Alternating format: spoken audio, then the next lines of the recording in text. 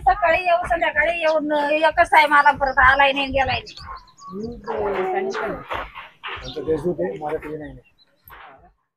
कितवीत आहेस बाळा तू? इयत्ता 7वी मध्ये मी 1 वाजता पाण्याला गेले होते. 1 वाजता दुपारी? हो. कुठे गेली होती पाणी भरायला? विहिरीवर. किती हंडे आणलेस? 1 कळशी नांदा. 7वीतली मुलगी आहे, वय वर्ष साधारण 12 पेक्षा जास्त नसेल हिचं. भर दुपारच्या उन्हात 1 वाजता, आजचं तापमान हे 40च्या पुढे गेलेलं आहे या परिसरातलं. या भर उन्हात ही छोटीशी मुलगी हंडा डोक्यावर घेऊन पाणी आणायला गेली आहे. इथून विहीर 1 किलोमीटर लांब आहे आणि तरी सुद्धा घरच्या लोकांना पाणी प्यायला हवंय म्हणून हे सगळे श्रम ही घेतीये. काय करावं लागतं? ओझं असतं डोक्यावर, हंड्याचं खूप जड असतंय. हो. पेलतं का तुला? नाही, तसंच आणायचं. हो. सवय झाली का आता? काय सवय लागली का पाणी आणायचं? हो. तुला चांगलं वाटतं पाणी आणणं? असं काय काय म्हणणं आहे तुझं? नाही, मला नाही वाटत चांगलं पाणी आणायला. काय वाटतंय? नळाला यायला पाहिजे? हो, नळाला पाणी आलं पाहिजे. ही छोटीशी मुलगी सुद्धा हे म्हणतेय की नळाला पाणी आलं पाहिजे, कारण की तिचं जेवढं वजन नसेल तेवढं त्या 2 हंड्यांचं वजन आहे. 1 हंडा जरी डोक्यावर घेऊन यायचा म्हटला तरी तो तिला पेलवत नाही. इथे प्रत्येक घरापुढे तुम्हाला ड्रम दिसतायत. 1, 2 जसं ज्या घराची गरज आहे त्या प्रमाणात इथे ड्रम तुम्हाला बाहेर दिसतील.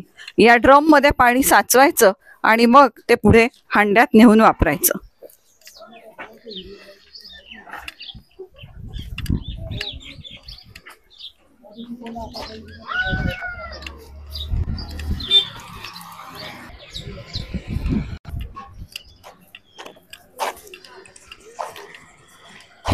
इथे ट्रॅक्टरची ट्रॉलीज दिसतीये आणि त्याच्यावर लोड केलेले हे 2 ड्रम्स दिसत आहेत.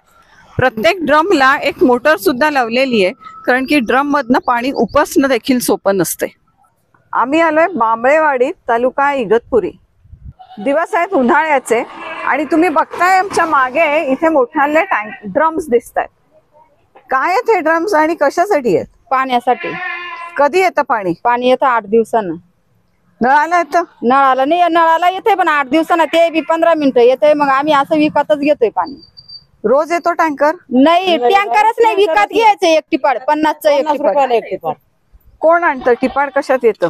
ते टँकर येतोय ना, मग ते टँकर मधून घ्यायचं, ते भरायचं आणि टँकर वाल्याला पैसे द्यायचे. म्हणजे गाववाले मिळून टँकर बोलवतायत? नाही, हा, आम्ही ज्याला लागेल त्यांना बोलवायचं.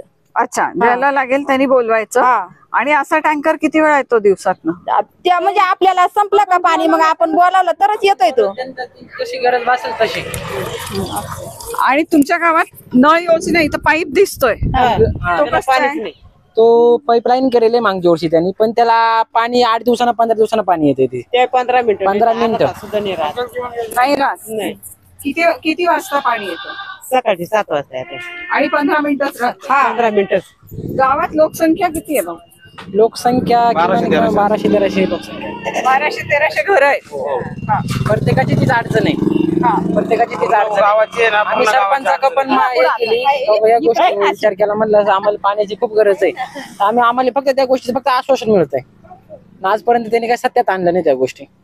पण समजा टँकरही एका दिवस उपलब्ध झाला नाही आणि तुम्हाला नळाचं पाणी पुरलं नाही तर मग कुठून आणतात? मग विहिरीवरून जायचं. किती दूर आहे? तिकडे खाली 1 किलोमीटर लांबून आम्हाला 1 किलोमीटर. मग रोज हंडे घेऊन जायचे आणि रोज हंडी राहिला का स्वयंपाक राहिला. आणि ते काम तुमचं सगळ्यांचं, बायकांचं?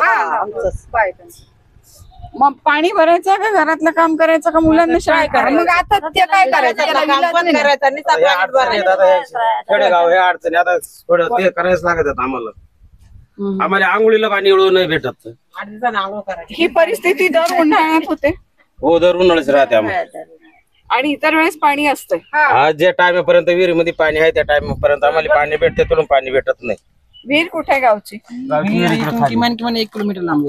अच्छा, मग त्या विहिरीत पाणी असलं तर नळाला पाणी येतं. म्हणजे इथल्या नळ योजनेला विहिरीतनं पाणी उचललेलं आहे, विहिरीत पाणी खोल गेलेलं आहे, त्याच्यामुळे नळाला सुद्धा पुरेसं पाणी नाहीये. हे लोक सांगतायत की सकाळी 15 मिनिटं पाणी येऊ शकतं. त्याच वेळेत सगळं घरकाम आवरायचंय, मुलांचं आवरायचंय, शाळेत पाठवायचंय. अजूनही शाळा सुरू आहेत, शाळा बंद झालेल्या नाहीयेत, सुट्ट्या लागलेल्या नाहीयेत. आणि असं सगळं करून ते आलेलं पाणी देखील पुरत नाहीये. दादा सांगतायत रोजच्या आंघोळीलाही पाणी नाहीये.